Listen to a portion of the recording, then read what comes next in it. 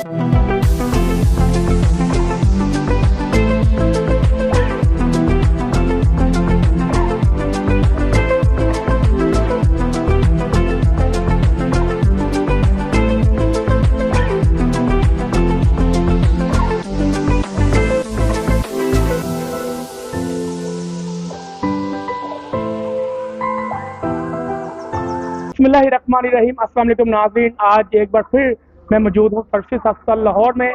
और जैसा कि आपको मालूम है कि नर्सिस के जो मसाइल हैं वो कम होने का नाम नहीं ले रहे। अस्पतालों में इस वक्त जो है वो शदीद कमी है नर्सिस की। तो अगर जिन नर्सिस की तरक्कियाँ हुई हैं तो वो भी पूरी तरह तरक्कियाँ नहीं दी गई और डेफर केसेस फिर भी मौजूद हैं महकमा हेल्थ में। लेकिन डॉक्टर जुवैद अहमद काजी के ट्रांसफ़र के बाद जो मौजूदा सेक्रेटरी आए हैं अली जान, उन्होंने अभी तक कोई इंटरेस्ट नहीं लिया है नर्सिस की तरक्कियों के हवाले से। तो हम यहाँ पर काफ़ी अर्से से देख रहे हैं कि जो ग्रेड 16 से या ग्रेड 17 में जाने वाली थी वो प्रमोशन तो कुछ हुई हैं, लेकिन कुछ प्रमोशन ऐसी हैं जो ग्रेड 17 से 18 के लिए होनी थी, लेकिन अभी तक वो प्रमोशन जो है वो नहीं हो सकी और साल से ये प्रमोशन जो है वो रुकी हुई हैं। तो जिसकी वजह से नर्सिस के जो मसाइल हैं वो बढ़ते जा रहे हैं और मेरिट जो है वो नज़र नहीं आ रहा है। महकमा सेहत इस वक्त जो है वो फिर सो गया है डॉक्टर जुवैद अहमद काजी के बाद। तो मैडम रुजीना मंजूर यहाँ पर मेरे साथ मौजूद है, मैं उनसे बात करता हूँ। अस्सलाम वालेकुम मैडम, कैसी हैं आप?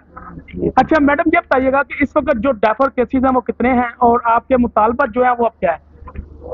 अराउंड अबाउट कोई 120 के करीब है जिनके जो है ना वो ऑर्डर नहीं निकल रहे। तो वो बच्चियाँ जो है वो भी सीनियर है और डिपार्टमेंट की उसमें नेग्लिजेंसी की वजह से जो है कुछ उनकी लड़कियों का थोड़ा प्रॉब्लम होता है। वहाँ के अनर्स थी, उन्होंने प्रॉपर टाइम पे उनको ACR से थी कह दिया कि लिख के भेज दिए DPN को, तो उन लोगों की नहीं ऑर्डर हुए। अच्छा, ये कोर्ट में जो केस हुआ था इसका सीनियरिटी का, वो तो हो गया था डिसमिस हो गया था, डिस्पोज ऑफ हो गया था। क्या हुआ था?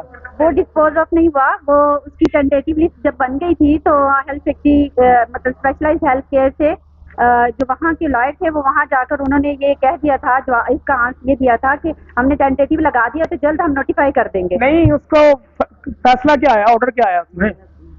हमारे हाथ में था उसका फैसला, मतलब कि कॉन्ट्रैक्ट को ऐड किया जाए। तो हो गया? हाँ जी, कॉन्ट्रैक्ट ऐड हो गया। और आप इस चीज़ को छोड़ें, बाकी चीज़। अच्छा, हमारा जो आज मेन मकसद है ये प्रेस कॉन्फ्रेंस करने का, सबसे पहले बात तो ये है कि जिस तरह से आप होस्ट हैं आज चिल्ड्रन हॉस्पिटल में, जिस तरह से एक डॉक्टर के ऊपर तशद्दुद हुआ है, हम पुरजोर अल्फाज में उसकी मजम्मत करते हैं। और उसके बाद हमारा मुतालबा ये है कि हमारे प्रोफेशन की जितने भी है स्टाफ नर्सेज उनको भी सिक्योरिटी दी जाए, क्योंकि बीइंग ए फीमेल सिक्योरिटी का होना बहुत ज़रूरी है।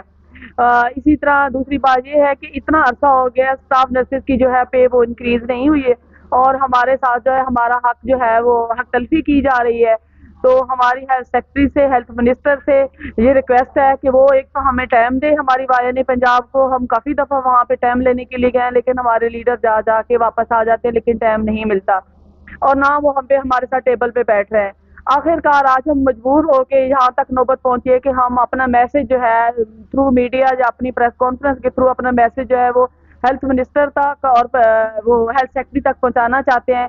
जो हमारे डेफर केस है, एक तो जल्द अज जल्द उन लोगों का नोटिफिकेशन किया जाए और उसके बाद दूसरी बात यह है कि पे इंक्रीज की जाए और 70 स्केल और 18 की जो है सीटें इंक्रीज की जाए। अब हेल्थ सेक्रेटरी है, पहले जो जा चुकी है उनको भी पता है कि 23 ईयर्स के बाद जो है हमारे लोगों की DPC हुई है, उनकी इतनी सर्विस हो चुकी है। ये क्या नर्सेज के साथ इस तरह से होता रहेगा कि उनकी हक तलफी की जाएगी और उनको जो है कोई उनका मतलब नहीं दिया जाएगा, उनको सेटिस्फेक्शन नहीं किया। अरसे के बाद जो है वो DPC की इन्होंने वो भी पूरी नहीं की। बिल्कुल ऐसे ही है कि DPC जो की है वो भी ना होने के बराबर है। 172 केस जो है अभी तक हमारे अवेटेड है और वो हमारे लोग जा रहे हैं कि इन लोगों का क्या करना है, इन लोगों के जो है वो जल्द अज जल्द ऑर्डर करें, क्योंकि हमारे लोग बहुत परेशान हैं। हमारे वायन पंजाब की लीडर बहुत परेशान है और काफ़ी टेंशन का शिकार है, क्योंकि जिस तरह से आवाम जो है हमें बार बार कह रही है, तो हम लोग मजबूर हो रहे हैं कि ये इस तरह से आज प्रेस कॉन्फ्रेंस की है। अगर इस तरह से हमारी बात ना सुनी गई तो ज़ाहिर है इस सिलसिले को हम जारी रखेंगे। नेक्स्ट इंशाल्लाह ताला अगर ये 1 वीक या 5 दिन का टाइम देते बहुत शुक्रिया। अच्छा आप बताएं ये कि 17 ग्रेड में आपको कितना अच्छा हो गया?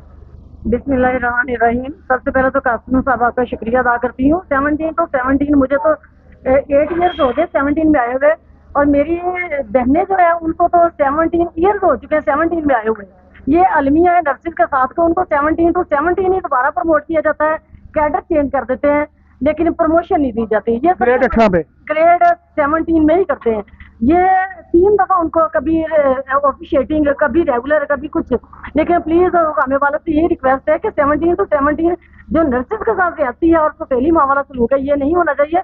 और सबसे मोस्ट इम्पोर्टेंट बात जो है मेरे हॉस्पिटल में बहुत ज्यादा इंतहा की सारे हॉस्पिटल से ज्यादा मेरे हॉस्पिटल में शॉर्टेज है। हमारे हॉस्पिटल में 3-4 माह हो चुके हैं। MS साहब कह रहे थे कि इलाहाक में 117 सीट्स आई हैं, लेकिन नहीं, हमारी लड़कियां इस कदर पिस रही हैं। फिर लोग आके सारा प्रेशर नर्सिस पे होता है, लोग आके तशद्दुद करते हैं और हमारी लड़कियों के साथ बहुत ज्यादती है। इसलिए सिक्योरिटी बिल भी पास किया जाए और पे इंक्रीज की जाए। 10 साल से पे हमारी फ्रीज है।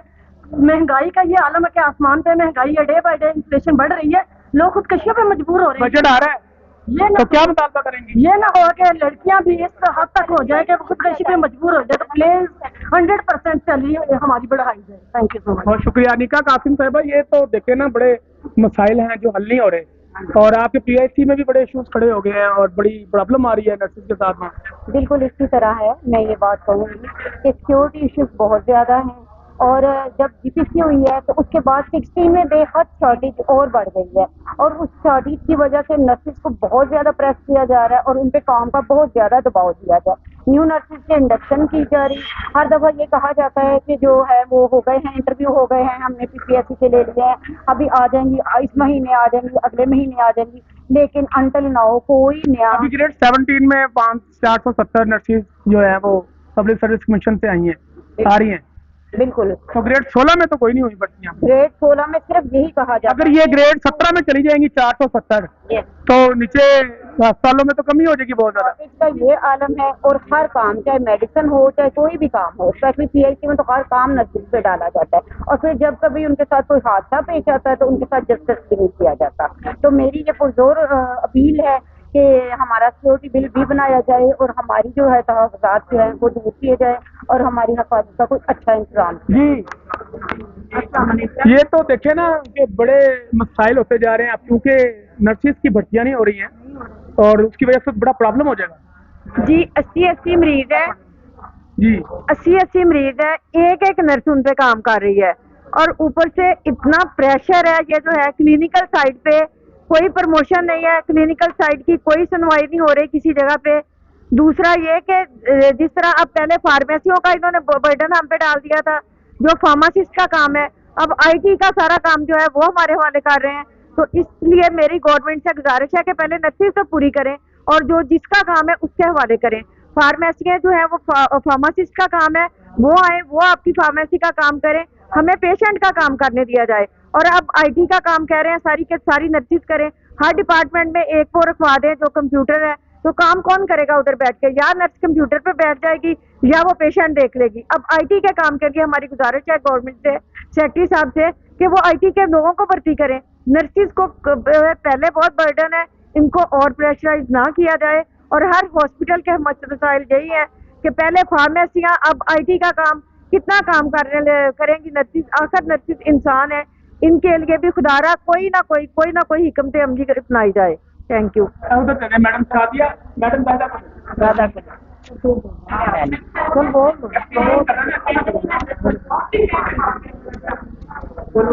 जी अस्सलाम वालेकुम। सबसे पहले तो मैं चिल्ड्रन हॉस्पिटल में जो डॉक्टर के साथ पुरतशद्दुद वाक़या पेश आया है उसकी मैं पुरजोर मज़म्मत करती हूँ।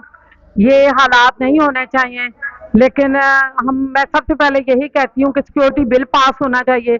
कभी हमारी नर्सिस को मार पड़ रही होती है, कभी डॉक्टर्स को पड़ रही होती है, कभी पैरामेडिक्स को पड़ रही होती है, तो ये गलत बात है। जिसका कोई फौत होता है उसके जिम्मेदार हम लोगों को ठहराया जाता है। और दूसरी बात मैं ये करती हूँ कि हमारे हॉस्पिटल में नर्सिस की बहुत बड़ी शॉर्टेज है, बहुत बड़ी ह्यूज किस्म की शॉर्टेज है। तो इन सबको चाहिए कि नर्सिस की शॉर्टेज को दूर किया जाए। अब जैसे हमारे हॉस्पिटलों में आप देख लें, शाम को विजिट करें, रात को विजिट करें, 100 मरीज पे एक एक नर्स काम कर रही होती है। तो जब पेशेंट सीरियस होके आता है तो वो पेशेंट को और पेशेंट को छोड़ के वो उसको देखती हैं, और जब पेशेंट की डेथ हो जाती है तो वो उनके साथ बदतमीजी करना शुरू हो जाते हैं। तो इसलिए हमारी गवर्नमेंट से पुरजोर मतलब है कि अपील की जाती है कि हमें हमारी शॉर्टेज को दूर किया जाए और हमारे काम हमें सौंपे जाएं। जो मतलब है कि क्लरिकल के काम है, क्लरिकल के वो भी हमें करने पड़ते हैं। जो बिल्डिंग डिपार्टमेंट के काम है वो भी हमें करने पड़ते हैं। आईटी का काम है वो भी हमें करना पड़ता है। तो नर्सिस हैं, उनको नर्सिस ही रहने दें, उनको नर्सिस के काम ही करने दें, वो पेशेंट को देखें ताकि पेशेंट को किसी से कोई शिकायत ना हो। Thank you. तो नाज़रीन, ये वो मसाइल हैं नर्सिस के जो ख़त्म होने का नाम नहीं ले रहे। और यहाँ पर मैं आपको एक वाक़या बताता हूँ कि जो नर्सिस हैं जब वो वार्ड में जाती हैं और एक मरीज़ अगर है तो उसको तो ये एक नर्स काफ़ी है, लेकिन इतनी ज़्यादा मरीज़ और इतने कम जो है वो नर्सिंग की जो तादाद है उसको अब बढ़ाना पड़ेगा, क्योंकि ये वक्त आ गया कि अब नर्सिस की तादाद को बढ़ाया जाए। क्योंकि जब तक आप अब नर्सिस की तादाद नहीं बढ़ाएंगे तो अस्पतालों में मसले कम नहीं होंगे। और दूसरा ये है कि अब तक जो डेटा है वो मैडम रज़ीना से भी मेरी बात हुई थी कि नर्सिस की बहुत बड़ी तादाद जो है वो बाहर के मुल्कों में चली गई है। अब जो बाहर के मुल्कों में चली गई उनको 4-4 महीने की तनख्वाहें नहीं मिली, कुवैत में है, कोई कहा है, उनको तनख्वाहें नहीं मिल रही हैं, और वो वहाँ पे जाके अपने मुल्क से छोड़ कर गई और वहाँ जाके वो फिर फंसी, उनको 4-4 महीने की तनख्वाहें नहीं मिल रही हैं। कुवैत में, सऊदीया में कई ऐसे केसेस मेरे सामने आए हैं कि 4-4 महीने हो गए हैं वो जो पाकिस्तान से पैसे लेकर गई थी अभी तक वही इस्तेमाल कर रही है। मैडम रज़ीना साहिबा, ये बड़ा अलमिया है पाकिस्तान में कि नर्सिस को उनका हक नहीं दिया जाता। और मैंने जब भी देखा है कि जब नर्सिस के प्रोग्राम होते हैं वो जिस तरह भरपूर मीडिया डॉक्टर्स के या किसी के प्रोग्राम में आता, नर्सिस के प्रोग्रामों में नहीं आता। उसमें ऐसा है कि नर्सिस जो है ब्यूरोक्रेसी से हो या हेल्थ मिनिस्टर हो या सीएम हो, जब भी इनसे इतना लाइट लेते हैं कि जब भी इनसे टाइम लेने के लिए जाएं बात करने के लिए स्मूथली कि ये काम जो है टेबल टॉक पे हो जाए, तो उनके पास टाइम नर्सिस के लिए नहीं होता। तो जब वो वहाँ पे जाके तो करती हैं, मतलब वहाँ पे थोड़ा छोड़ करती हैं, तो फिर ये कहते हैं जी आप टाइम लेके नहीं आई। मैंने खुद जो है मैं 3 हफ्ते से ट्राई कर रही हूँ जब से ये अली जान साहब आए हैं, तो कभी वो कोई टाइम नहीं मिलता वहाँ से। तो फिर हम अगर ये इस तरह करते रहेंगे तो फिर अच्छा, डेफर केसेस फिर रह गए, कितने टोटल केस हैं डेफर के? डेफर के तो 170 केस हैं अभी हैं। हाँ जी, यानी कि ये 1999 से लेके 2003 तक है। 182 थे ना, तो 2004 अगस्त तक है। अगस्त तक है। हाँ, मई जुलाई या अगस्त के स्टार्ट में, तो अभी 2015 तक पड़े हुए हैं। और किसी का एक्सपायर मुकम्मल ना होने की वजह से रह गया, अब उनकी बारी कब आएगी? वो तो फिर समझ लो ज्यादती होगी ना उनके साथ। एनएस है ना, ये उनकी खामी है ना, तो उनको पूछने वाला। मैडम जहेदा, इस पे आप लोग समझा लें ये नीचे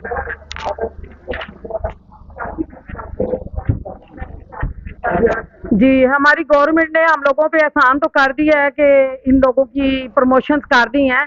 500 लोगों की प्रमोशन होनी थी, जिसमें से इतने कम लोगों की हुई है प्रमोशन। और उसमें जितने डेफर कैसे थे, हालांकि वो हमारी स्टाफ नर्सिस में से किसी की भी अपनी मिस्टेक नहीं थी, सारी क्लैरिकल मिस्टेक थी जो उनको अब भुगतना पड़ रही हैं। अब गवर्नमेंट जो है वो सारे ये डीपीसी करके अब सो गई है। अब वो कहते हैं, और जो लड़कियां हैं वो बेचारी इतनी परेशान है, हमारी स्टाफ नर्सेज इतने साल से एक स्केल में काम करके, तो अभी भी उनके ऑर्डर्स नहीं हुए, वो इतनी परेशान है। और उन्होंने 1 वीक का टाइम दिया था, तो अब 1 महीने से ऊपर हो गया है काम। तो ये अब गवर्नमेंट क्यों सोई हुई है? गवर्नमेंट को जगाएं और प्लीज उन्हें कहें कि हमारे स्टाफ नर्सेज के ऑर्डर कर दें, नहीं तो फिर सब बाहर निकल आएंगे तो फिर तो मसला खराब हो जाएगा। तो मेरी गवर्नमेंट से पुरजोर अपील है कि आप जितनी भी हमारी नर्सेज हैं उनके ऑर्डर निकालें, बड़ी मेहरबानी होगी उनकी। बहुत शुक्रिया। देखे ना कि मैडम रज़ीना साहिबा के डेफर केसेस जो हैं वो तो लोग अब, मुझे नहीं लगता कि अब इनके इतनी जल्दी कोई तरक्कियां हो सकेंगी और मजीद कोई डीपीसी हो, क्योंकि ये तो बड़ा एक नादर मौका था कि डीपीसी हो जानी चाहिए थी। और जिन लोगों के डेफर केसेस थे उनको भी हो जाना चाहिए था, क्योंकि वो भी तो उसी दौर की है ना, 2001, 2, 3 की, तो उनकी 98 की। तो आप बोलना चाह रही थी कुछ? हाँ जी, मैं कहना था कि 2010 और 11 में जो हमारी स्ट्राइक हुई थी उसमें हमारे 10,000 तकरीबन 16 वालों को 10,000 और 70 वालों का कोई 8,000 7,000 रुपया बढ़ा था। तो तब गवर्नमेंट को फिक्र पड़ गई थी कि अगर नर्सिस का हम पे बढ़ाते हैं तो टीचर्स और दूसरे लोग भी उठ खड़े होंगे। तो हमें उसका एक शेल्टर दिया गया था कि RTN के नाम पे दे दिया गया, यूनिफॉर्म के नाम पे दे दिया गया। जब डॉक्टर्स को दिया जाता है मुख्तलिफ नाम पे कोई भी अलाउंस दिया जाता है, उनकी रिस्क हो गया, प्रोफेशनल हो गया, तब तो उनको ये याद नहीं आता हमारा एक अलाउंस है जो 9,000 रुपये हमारे प्रोफेशनल अलाउंस के नाम पे दिया जा रहा है, उसकी वजह से हमें डिस्पैरिटी अलाउंसेस भी 2 नहीं मिले। अगर हमें वो भी नहीं मिले, सिर्फ 9,000 की हमें एक झुंझुना सा दे दिया गया है। डॉक्टर्स का जो आए दिन इतना सारा पड़ता है, तो उसके बराबर में देखें कि हम भी इतने रिस्क पे हैं, हम थिएटर्स में काम कर रहे हैं, सारे इन्फेक्टेड एरियाज में हम काम कर रहे हैं। डॉक्टर को सैंपल लेते हुए भी डर जाता है, स्टाफ क्या आप लगा दीजिए, ये सैंपल लेना, ये ब्लड ना लेना, ये आप लगाए। हमारी लड़कियों ने तो कभी नहीं कहा कि हम लोग नहीं करेंगे, इन्फेक्टेड है, ये जो भी है वो सारा काम नर्सिस पे करना होता है, हर एरिया में करना होता है। तो इसलिए जब हमें अलाउंस दिए जाते हैं तो ये भी देखा करें डॉक्टर को ये रिस्क अलाउंस दिया है, ये जो भी किया है मेडिकल फील्ड के हिसाब से वो नर्सिस को भी दिया जाए और उसको शेल्टर ना दी जाए कि दूसरे महकमे मांगेंगे। अगर उनके महकमे में कोई अलाउंस देना है तो उनके हिसाब से दीजिए, ये ना कहेंगे हमें छुप छुपा कर दिया जाए, हमें खुले आम अलाउंस दिया जाए कि जी आपका ये रिस्क फैक्टर है, आप इस रिस्क फैक्टर में है। आज हमारी लड़कियों पे इतनी शॉर्टेज की वजह से बर्डन आया है, उसकी वजह से हर लड़की तकरीबन नई आई है वो या पुरानी आई हो, हर एक कोई ना किसी डिजीज में मुबतला हो गई है। कोई किसी को वेरिकोज वेन्स हो रही है, किसी को रीढ़ की हड्डी का मसला हो रहा है, किसी को कुछ हो रहा है, किसी को कुछ हो रहा है। तो ये सारे हमारे रिसर्च एरिया में आता है ना। तो अब ये देखें जब लोग लड़कियां ज्यादा होंगी डिप्रेशन भी कम होगा, उनपे वर्कलोड भी कम होगा, उनकी तकलीफें भी कम होंगी, उन्होंने घर भी देखने, उन्होंने बच्चे भी पैदा करने हैं, उन्होंने नौकरी भी आके बच्चे पैदा करने नहीं छोड़ देने, उन्होंने घर देखना नहीं छोड़ देना, उनको नौकरी की हर तरफ से टेंशन है। इसलिए लड़कियां भी पढ़ाई जाए, अलाउंसेस भी दिए जाए और उनको छुप छुपा के न करें। जैसे डिस्पैरिटी अलाउंस 9,000 रुपया हमें देके 2 बार दूसरे लोगों को डिस्पैरिटी अलाउंस बढ़ा दिया गया, हमें तो नहीं दिया गया। और 9,000 ले ले, हमें डिस्पैरिटी दे दे। हमें पता होगा हमें डॉक्टर्स के मुकाबले में कोई रिस्क अलाउंस नहीं दिया गया, कोई प्रोफेशनल अलाउंस नहीं दिया गया, हमें दूसरे महकमों की तरह डिस्पैरिटी दे देंगे, वो भी ले ले हमसे, हम उसको भी नहीं लेते, हम रिस्क में काम करेंगे सारे।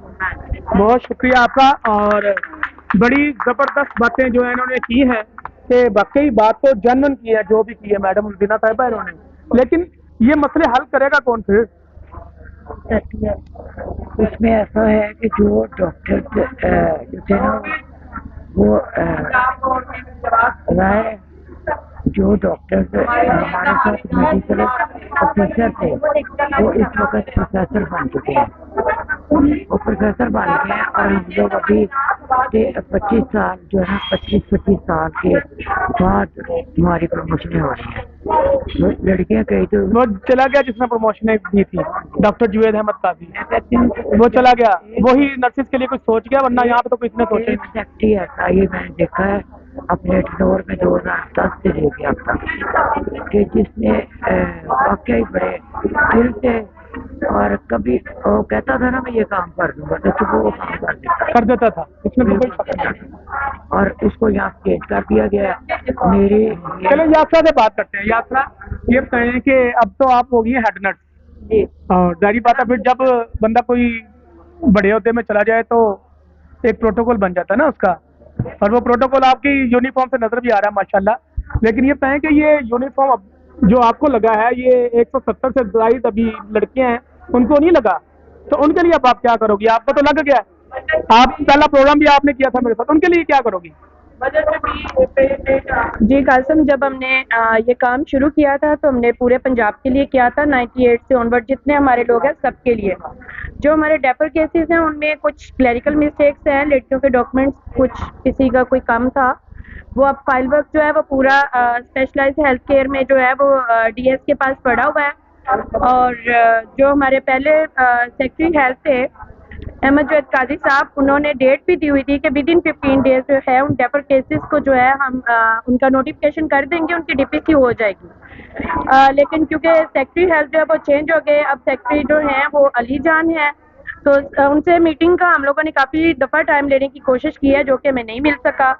और हम लोग अभी हेल्थ मिनिस्टर साहब से और सेक्रेटरी हेल्थ साहब से अपील करते हैं कि हमें काइंडली जो हमारे सारा पेपर वर्क हुआ पड़ा है, हमारे लोग जो डेफर हुए हैं उनको जो है वो उनके जो है नोटिफिकेशन जो है जी अभी मजीद अगर हो जाती है जी अगर महकमे को होश आ जाती जो मुझे नहीं लगता आएगी, क्योंकि जिसको होश आनी थी वो करके काम चला गया।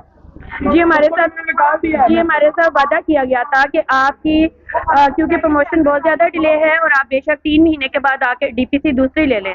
अभी हमारे जो है 2014 तक बहुत ज़्यादा लोग बैठे हुए हैं जिनको 15-15, 20-20 साल उनको भी होने वाले हैं, तो उनकी भी प्रमोशन बनती है।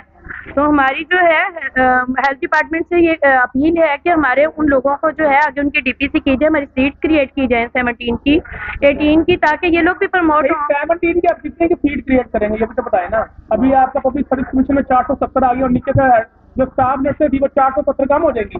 वो तो है एडमिनिस्ट्रेशन बन के काम ही नहीं करेंगी। जैसा जो कि एडमिनिस्ट्रेशन प्रमोट वो काम करेंगे। जी सुपरविजन में आदमी इंजेक्शन कितने लगाना है, मरीज को चेक कितने करना है। जी कासिम, जैसा कि हमारा मैडम ने बताया सर्विस स्ट्रक्चर हमारा पड़ा हुआ है हेल्थ डिपार्टमेंट में, उसमें सीट क्रिएशन का कहा गया हुआ है। तो हम लोगों ने उसमें 16, 17, 18, 19 और 20 तक की सीट मांगी है, सिर्फ 17 तो मैडम यात्रा एसोसिएशन जो है ना वो तो हर दफा लिख के भेजती है। अभी भी मैडम ने मुझे सफा दिया जिसको वो भी ठीक है। अमली काम तो करना है महकमा सेहत ने, और महकमा सेहत जो है वो एसोसिएशन को सुनना नहीं चाहता। देखिए हम लोग जो है थ्रू प्रॉपर चैनल जा रहे हैं, थ्रू प्रॉपर चैनल जा रहे हैं हम पहले तो यही कोशिश करेंगे कि हमारे जो हेल्थ डिपार्टमेंट है वो हमारी इस आवाज़ को सुने और इस पे इम्प्लीमेंटेशन हो।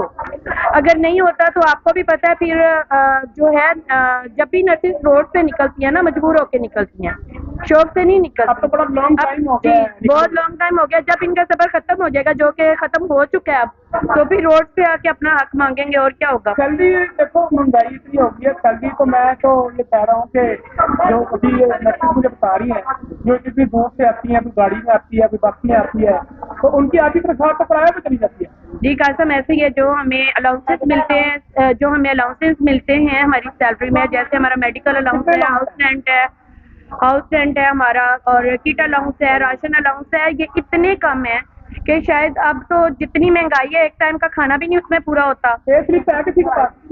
तो उसमें जो है हमारे गवर्नमेंट से हर दफ़ा हमारे एजेंडे में ये पॉइंट होता है कि हम लोगों के अलाउंसेस जो हैं वो बढ़ाए जाएं और सैलरी 100% इंक्रीज करनी चाहिए। महंगाई तो बहुत ज़्यादा कर दी है, सैलरी तो इंक्रीज नहीं हुई। और दूसरा, हमें जो रिस्क अलाउंस नहीं मिलता, तो बेड साइड पे नर्स काम करती है, सबसे ज़्यादा रिस्क उसको होता है। अच्छा, ये और नर्सेज को रिस्क अलाउंस नहीं मिलता, रिस्क अलाउंस पढ़ के बताएं। है ही नहीं है। कितने अलाउंसेस कितने लगे मुझे पढ़ के सुनाए ना, तो लोगों को पता चले कि आपके अलाउंस कितने लगे। इसमें जो कन्वेंस अलाउंस है वो 5000 है। 5000 कोई नहीं लेता आजकल, ये तो हफ्ते का है। ये तो एक हफ्ते का भी नहीं है। और मेस अलाउंस है वो 8000। आप मुझे बता दें कि पूरे महीने में 8000 में खाया जा सकता है। एक रोटी 20 रुपए की कर दी हुई है, तो उसको ही आप देख लें कि 8000 में जो है पूरे महीने का राशन मैनेज होता है। मेडिकल अलाउंस जो है वो हमारा 1500 है। आप मुझे बता दें कि 1500 में कौन सा ट्रीटमेंट होता है, एक टेस्ट नहीं होता जी। तो ये हमारे अलाउंसेज हैं जो बड़े अरसे से फ्रीज है, इनको कभी बढ़ाया ही नहीं गया, वो वहीं के वहीं रुके हुए हैं। महंगाई जो है वो आसमान पे पहुंच गई है।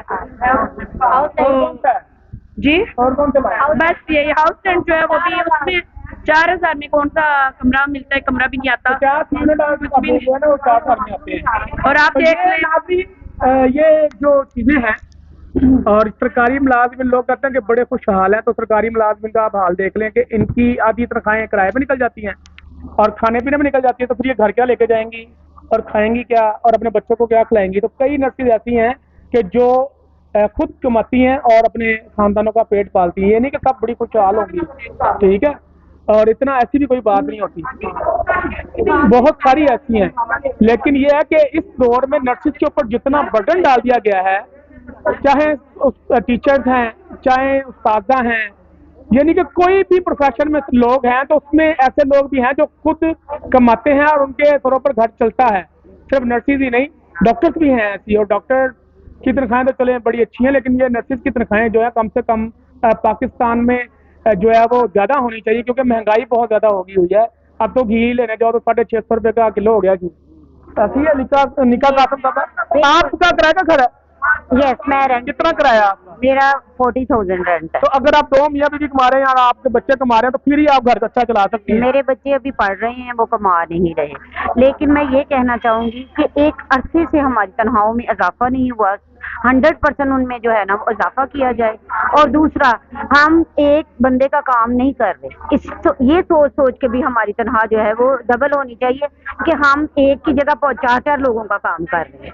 और हमारी सैलरी जो है उस वक्त हर बंदे को यही होता है कि नर्सिस की सैलरी इतनी है, नर्सिस की सैलरी, लेकिन कभी हमारा काम नहीं देखते। वो सैलरी तो 60,000 होगी, 60,000 होगी एक स्टाफ नर्स की, ठीक है, और हेड नर्स की ज्यादा 80,000। हाँ जी, बिल्कुल यही कितनी है?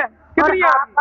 महंगाई का आलम, की भी 80+ ही है। हाँ, अभी महंगाई का ये आलम है कि कोई जिस रेशो से महंगाई बढ़ रही है, अगर देखा जाए तो तनख्वाहें तो 100% भी कम है जो हम कह रहे हैं। बहुत शुक्रिया आपका निका कासिम। तो नाज़रीन, आज आपने देखा कि नर्सिस एक दफा फिर जो है वो अपने मुतालबात के साथ यहाँ पर जो है वो सर्विसेज अस्पताल में पहुंची हैं और इन्होंने हेल्थ डिपार्टमेंट से जो मुतालबात किए हैं वो आपने सुन लिए हैं। तो बड़ा एक अलमिया है पाकिस्तान में कि हम यहाँ पर कहते तो हैं हम माएँ बहनें और बेटियां, लेकिन जब हक देने की बारी आती है तो फिर सब कुछ भूल जाते हैं। तो नर्सिस को इनका हक दें, इनके जो जायज़ मुतालबात हैं उनको ज़रूर जो है वो माने और नर्सिस की तरक्कियां जो नहीं हुई उनकी तरक्कियां दी जाए, इनकी सैलरियां जो है बढ़ाई जाए। बहुत शुक्रिया आपका। पाकिस्तान जिंदाबाद।